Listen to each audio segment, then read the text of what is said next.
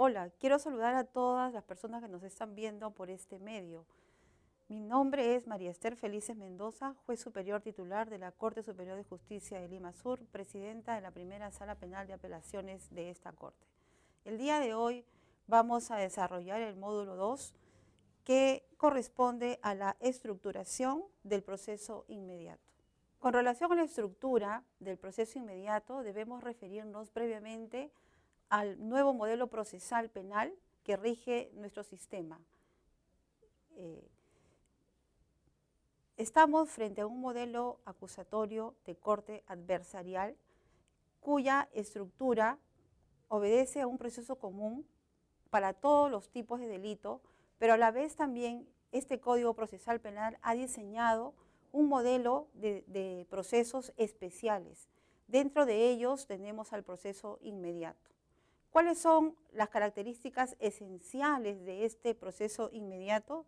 Es la simplificación procesal y la evidencia delictiva, como nociones básicas. Simplificación procesal porque vamos a eliminar etapas procesales, sobre todo la primera etapa de la investigación preparatoria que es realizada por el fiscal.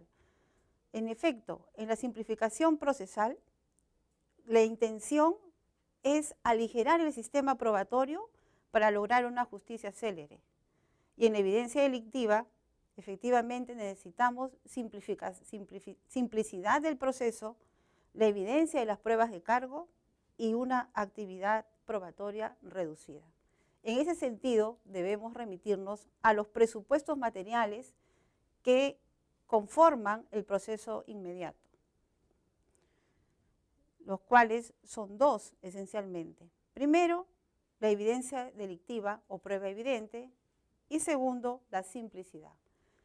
Dentro de lo que corresponde a evidencia delictiva, debemos referirnos a tres elementos esenciales. El primero, el delito flagrante, luego, la confesión del imputado, y tres, el delito evidente. En el decreto legislativo 1194 lo tenemos en el artículo 446, numeral 1, literal A, B, C. Nuestra norma procesal no señala que éstas deben estar presentes de manera copulativa. Puede darse una de ellas, pero siempre concatenando uno con el otro. En el caso, por ejemplo, de flagrancia delictiva, siempre debe estar presente el delito evidente. Entonces, vamos a desarrollar en este módulo cada una de ellas. En primer lugar, el delito flagrante. Cuando hablamos de delito flagrante, debemos tomar en cuenta dos aspectos esenciales. Primero, la evidencia sensorial y la noción de urgencia. ¿Qué quiere decir esto? Evidencia sensorial. Evidencia sensorial del hecho ocurrido o situación fáctica en que el delito se persigue con evidencia. Esto quiere decir que en la flagrancia delictiva debe darse dos características denominadas sustanciales, que son la inmediatez temporal y la inmediatez personal. Para que exista flagrancia delictiva, en consecuencia, la acción delictiva debe estar desarrollándose o debe haberse acabado de desarrollar en el momento en que se sorprende al imputado. Y la inmediatez personal se refiere a que la persona se encuentra en el lugar del hecho con aspectos o evidencias del delito. Otra característica denominada la adjetiva, en lo que es flagrancia delictiva, nos referimos a la percepción directa y efectiva. Quiere decir que el sujeto, la persona, debe haber sido vista directamente o de otro modo, un medio audiovisual, por grabación u otro medio. Y debe existir la necesidad urgente de una intervención policial. En este primer supuesto de la evidencia delictiva o prueba evidente relacionado al delito flagrante, tanto el Tribunal Constitucional como lo que prevé el artículo 259 del Código Procesal Penal ha establecido tres tipos de flagrancia delictiva. la flagrancia estricta, la cuasiflagrancia y la flagrancia presunta.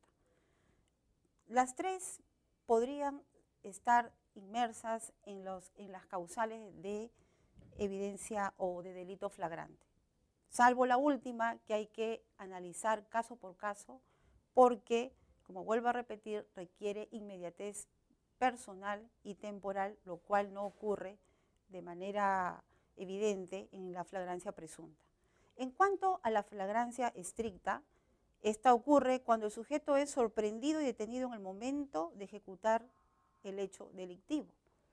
En la cuasiflagrancia, el sujeto es capturado después de ejecutado el hecho delictivo, pero siempre que no se le haya perdido de vista y haya sido sorprendido desde la realización del delito. Y en la flagrancia presunta, pues la persona es intervenida por la existencia de datos que permiten intuir su intervención. O sea que esta persona viene de intervenir en el hecho delictivo. Sobre este último supuesto de la flagrancia presunta, existen posiciones de tratadistas reconocidos, como en el caso del maestro Jiménez Villarejo Fernández, quien previene que no siempre en la flagrancia presunta podría ser aplicable este proceso inmediato, porque no todos los efectos del delito encontrados podrían atribuírsele o haber conexión con el delito que se le está investigando, o quizá pueda determinarse la comisión de otro delito. O sea, no solo por el hecho de encontrarse con el efecto del delito se le puede atribuir ese hecho, sino podría darse otra situación. Entonces, habría que tener un cuidado, mayor cuidado con este tipo de supuesto, pero el mismo no está excluido, podría darse. En la flagrancia delictiva siempre debe haber una concatenación con la prueba directa. No puede existir prueba indirecta en la flagrancia delictiva, o sea que está vinculado en sí con el tema del delito evidente, con las pruebas, con las evidencias que hay para determinar el delito. Esto supone que deben existir todos los elementos necesarios para evidenciar la comisión del delito en el lugar de detención y que sean recabados durante la captura. 2, que al efectuarse la detención se impida la continuación de la acción delictiva y de este modo se protejan los intereses de las víctimas del delito. Quiere decir que en la flagrancia delictiva, en este supuesto, debe haber actualidad, inmediatez del hecho y percepción directa y sensorial del mismo. Queda descartado alguna duda o informaciones incompletas de los actos de investigación. ¿Por qué? Porque las diligencias policiales deben ser preventivas. En cuanto al otro supuesto de confesión del imputado, el decreto legislativo 1194 nos remite a este tipo de confesión simple o pura prevista en el artículo 160 y queda excluida ese tipo de confesión calificada, aquella que permite atenuar o eximir de responsabilidad penal o dar un grado de premio, una reducción premial de la condena, porque en todo caso habría que analizar exhaustivamente si esta confesión ha sido obtenida con características que podrían dar ese tipo de calificación, pero en primer término queda excluida. Para que una confesión pura y simple pueda ser considerada en este proceso inmediato, el imputado debe haber admitido cargos de manera voluntaria, haber sido este reconocimiento libre, sin presión, sin amenazas, prestado en estado normal de las facultades psíquicas y, sobre todo, debe haberse rendido ante el fiscal y en presencia del abogado defensor, tal como lo establece el Código Procesal Penal en las diligencias preliminares, para que pueda obtener un valor probatorio. También debe ser sincera, espontánea, con ánimo de esclarecer los hechos, debe ser inmediatos y circunstanciados. Y, lo más importante, debe estar corroborado con otros actos de investigación.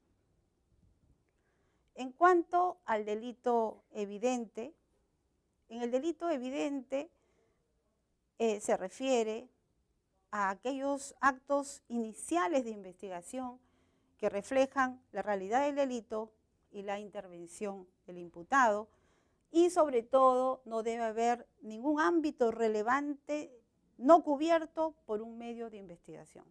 Esta es la característica importante para que se pueda solicitar la incoacción del proceso inmediato.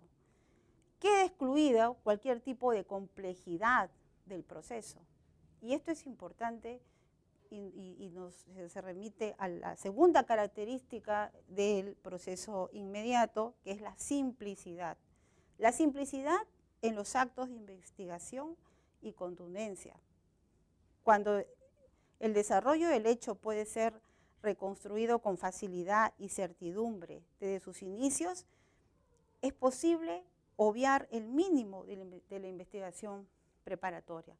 No olvidemos que en la modalidad de flagrancia, en el delito flagrante, precisamente los actos de investigación solo se dan a nivel policial y estos duran el tiempo que debe permanecer detenido la persona, es decir, 24 horas.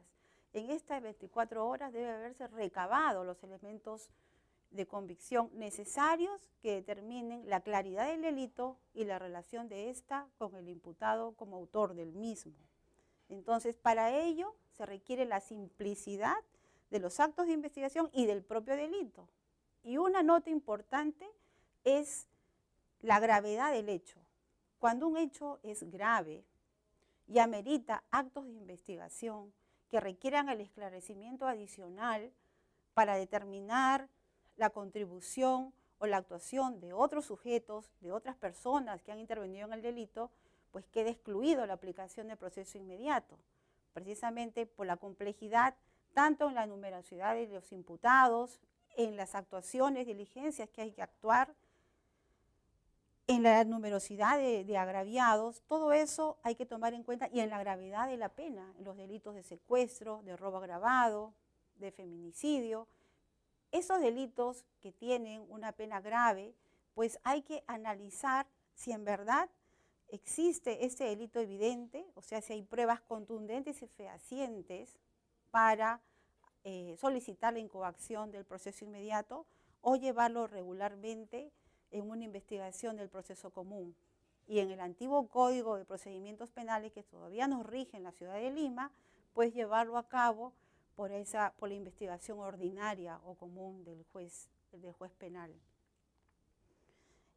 En consecuencia, estos presupuestos materiales los podemos resumir en dos aspectos importantes. Primero, la evidencia delictiva, que, como vuelvo a repetir, está conformado por los tres elementos que aparecen en la norma procesal: delito flagrante, confesión del imputado y delito evidente, y la simplicidad, o sea, la ausencia de complejidad en el proceso. Otro tema importante a tratar es los otros supuestos de aplicación del proceso inmediato, tal como señala el Decreto Legislativo 1194, artículo 446, numeral 4, el cual establece que el fiscal también deberá solicitar la incoacción del proceso inmediato para los delitos de omisión de asistencia familiar y los de conducción en estado de ebriedad o drogadicción. Hay muchos comentarios en contra de este precepto legal por parte de los representantes del Ministerio Público, en el sentido que se les está restringiendo el ejercicio de la función, a la función fiscal, porque prácticamente se les estaría obligando a incoar el proceso inmediato en ese tipo de delitos y no aplicar previamente el principio de oportunidad. Sobre esto, el Acuerdo Plenario 2 del 2016 ha fijado lineamientos que dan discrecionalidad a los fiscales de poder aplicar previamente el principio de oportunidad y luego incoar el proceso inmediato una vez que se ha recabado evidencias y se ha determinado luego de la aplicación del principio de oportunidad, que no cumple con el pago acordado. Entonces, con estos elementos de convicción ya se formaliza o se incoa el proceso inmediato. Entonces, quiere decir, si bien es cierto, en el proceso inmediato hay una cierta restricciones al derecho de defensa y la tutela jurisdiccional efectiva, pero no hay un recorte de facultades o atribuciones del Ministerio Público, porque incluso, aún así la norma con orden mandatorio ordene al fiscal o obliga al fiscal a que incoe el proceso inmediato para este tipo de delitos. No obstante, una vez solicitado el proceso inmediato, puede pedir también la aplicación del principio de oportunidad. Tan es así que esta norma procesal penal establece que previamente se resolverá las medidas coercitivas, el pedido de principio de oportunidad, la solicitud de terminación anticipada y luego la incoación del proceso inmediato. Entonces no hay ningún contrasentido o restricción a las facultades de investigación del Ministerio Público. Entonces también los supuestos que contempla la norma procesal, no en todos los casos se va a llevar a cabo de manera inmediata, o sea, una vez que es aprehendido el imputado. Esto se da solamente en los casos de delito flagrante. En los demás casos se puede incoar el proceso inmediato una vez que ha culminado los 30 días de diligencia preliminar o antes de vencido los 30 días de la investigación preparatoria. Y esto se da para los dos supuestos, es decir, para la confesión del imputado y para el delito evidente. En estos dos supuestos no necesariamente se va a actuar de manera inmediata. Para ello se tiene que recabar elementos de convicción y para ello tiene un tiempo prudencial, 30 días de diligencia preliminar o 30 días después de culminar la investigación preparatoria. Entonces, esto hay que tomar en cuenta para la mejor aplicación del proceso inmediato en nuestro sistema procesal, que está vigente a nivel nacional tanto para el nuevo modelo como el antiguo Código de Procedimientos Penales. Con este último punto hemos acabado el desarrollo del segundo módulo y quiero agradecer la atención de todos los participantes de este curso y los esperamos para el siguiente módulo. Muchas gracias.